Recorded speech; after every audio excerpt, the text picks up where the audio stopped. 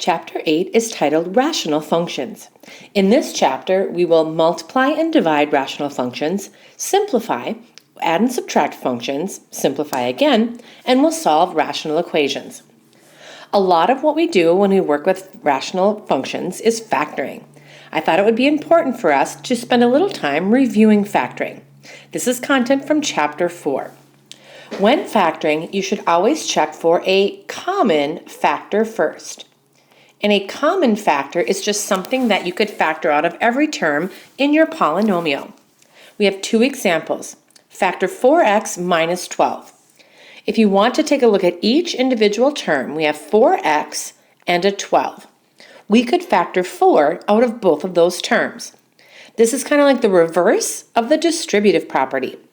If we factor 4 out of both of those terms, it's almost like the division. So if you distribute, you multiply in. So when we factor, we're kind of dividing it out. If we take 4 out of 4x, we're going to have an x left over, and then minus. If we take 4 out of 12, 4 goes into 12 3 times. This product is the factored form of 4x minus 12. It works for numbers, and it also works for variables. Let's take a look at the example on the right. 2x cubed plus 14x squared.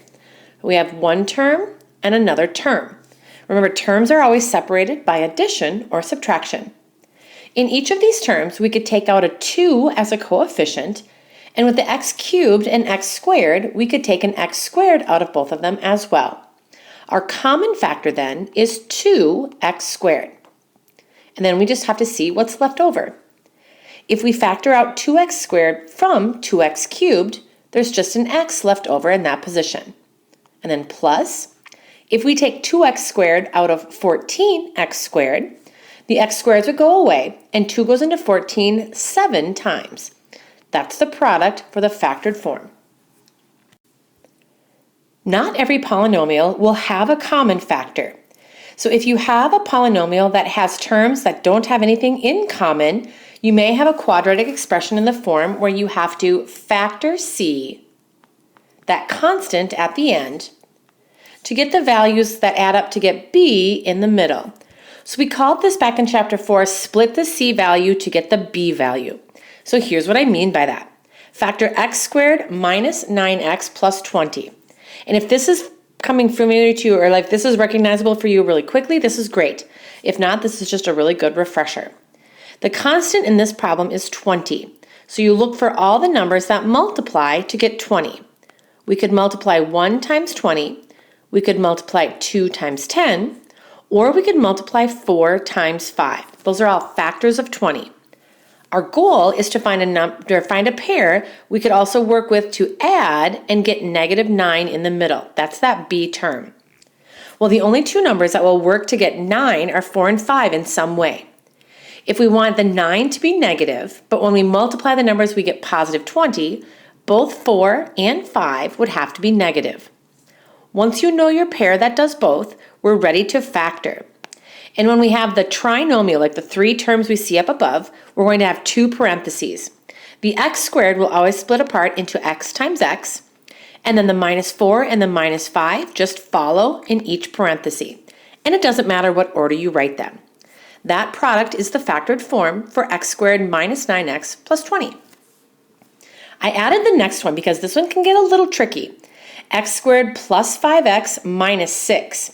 Again, we're taking a look at trying to find that number that'll multiply to get the c value, but then add to get b in the middle. Now with 6, there's a couple of choices. We can do 1 times 6, but we could also do 2 times 3.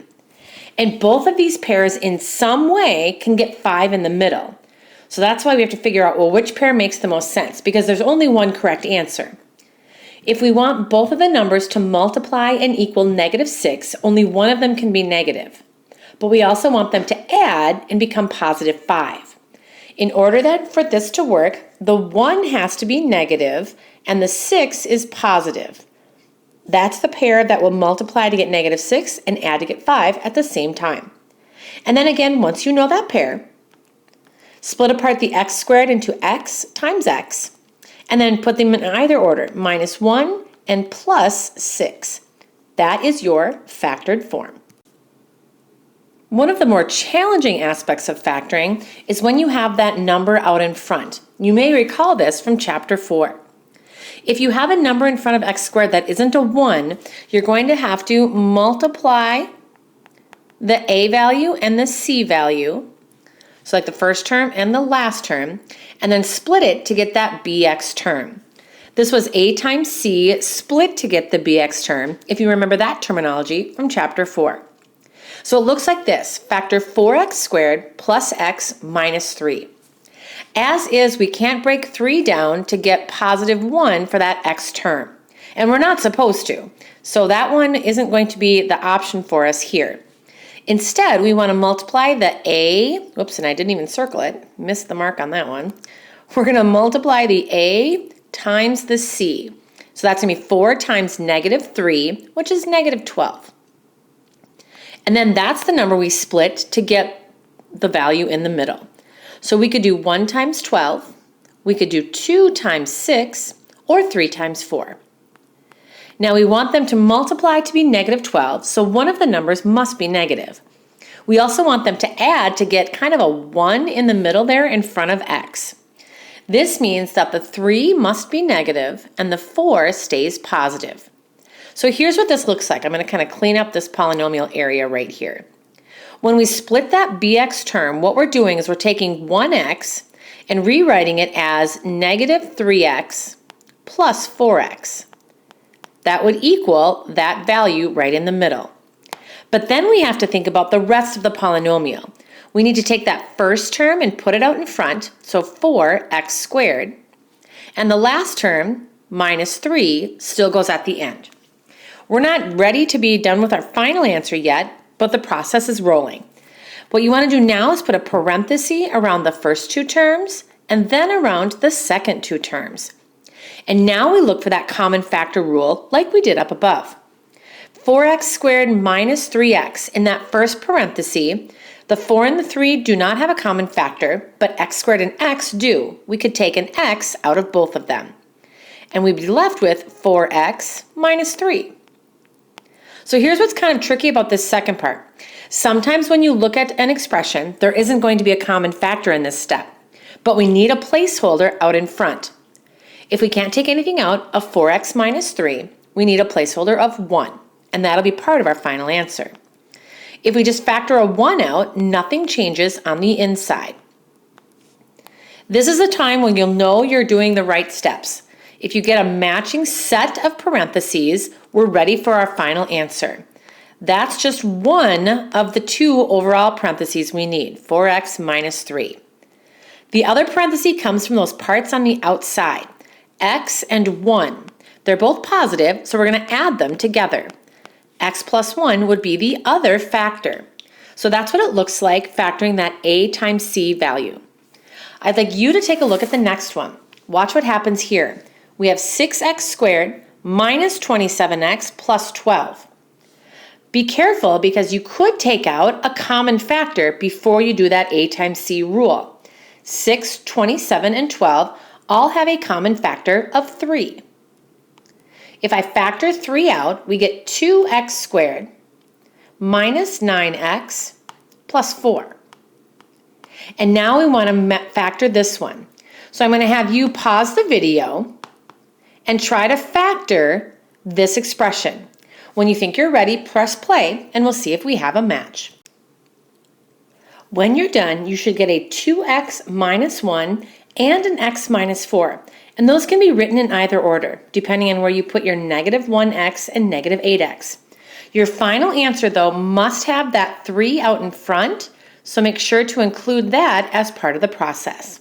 And that's the factored form when there's an a coefficient that isn't 1.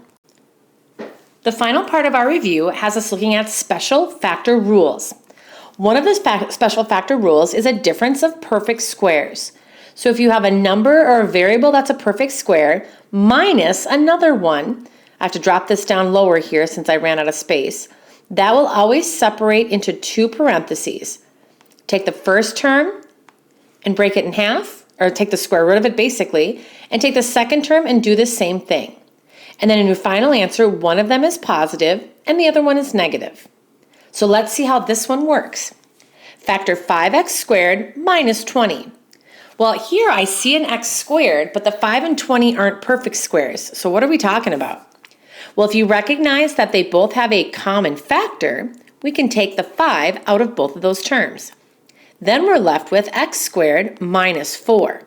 And 4 is a perfect square.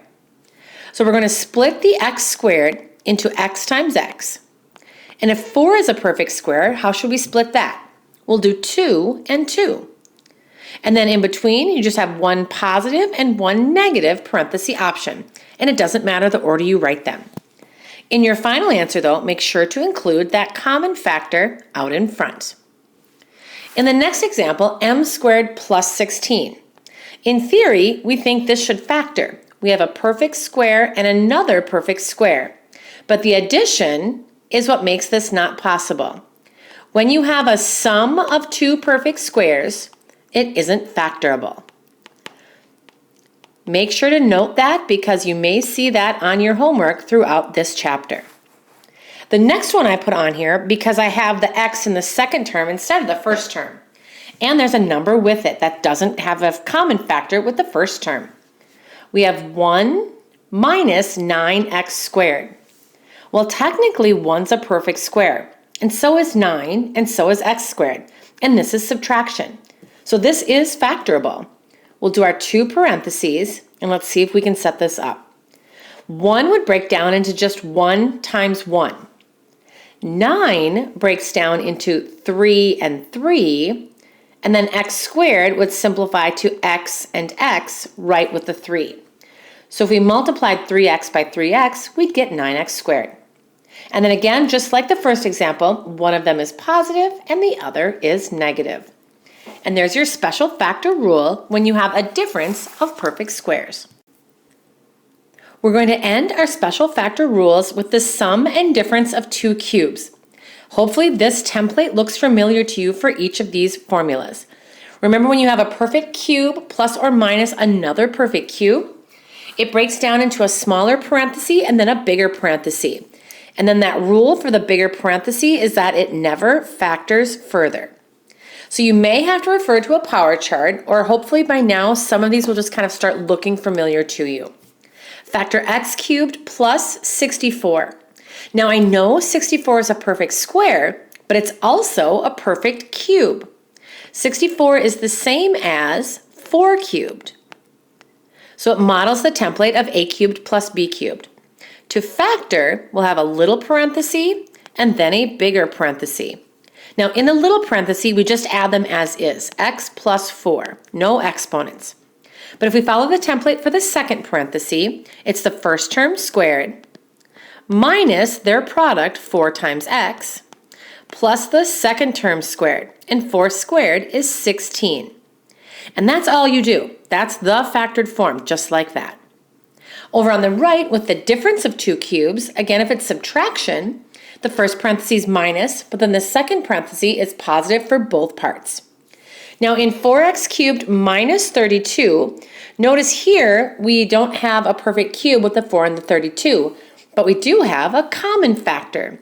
We could take 4 out of both of those terms.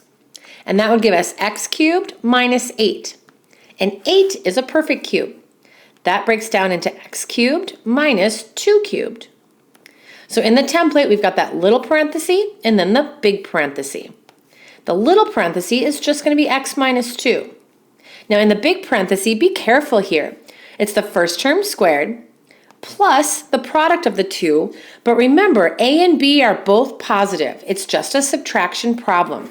So if I multiply x times 2, it's just 2x. It's not negative 2x. And then plus b squared, 2 squared is 4. That's the factored part, but then don't forget about the coefficient that's out in front, that common factor. And these are all your rules for factoring, which will prep us for Chapter 8.